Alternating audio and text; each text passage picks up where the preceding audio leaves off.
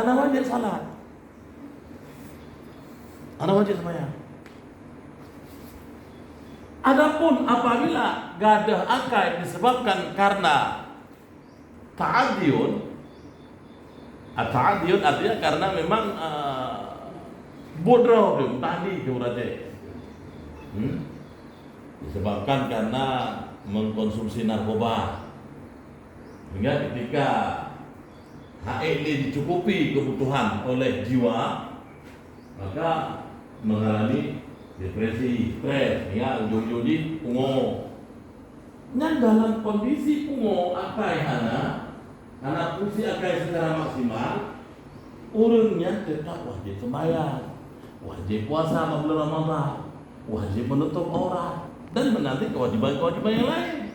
Bila dilakukan pelanggaran, ujung-ujung dan sebagainya, itu pun kena ancaman. Maka karena gadah akal disebabkan karena ulahnya sendiri yang hendak mengalami.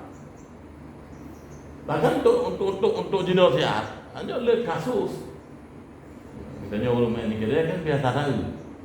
Saya dan anak ini usia remaja kan, SMA ke SMP atau bahkan remaja tanggung abang-abang dosa dah boleh. Tangan ibu buka-buka, kemudian anak turun. Katanya mau bawa urun dari puji je, turun je lihat yo. Pandai dia buku hai itu sendiri, hantai peng dua buku, hantai peng dua sabu. Jadi lain kasus.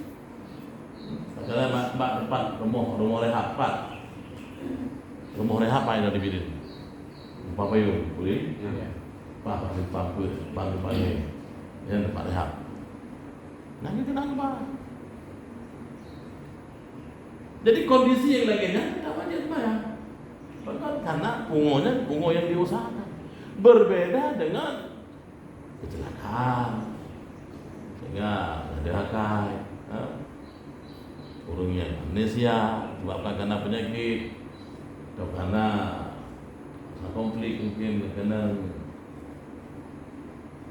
oleh kan, anak wilayah lanjut nak jajak dia sudah pakai helm.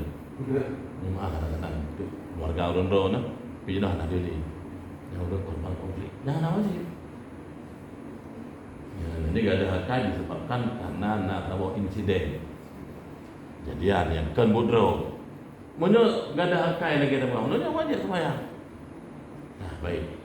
Jadi lima buah watenya ada nama mantan na umum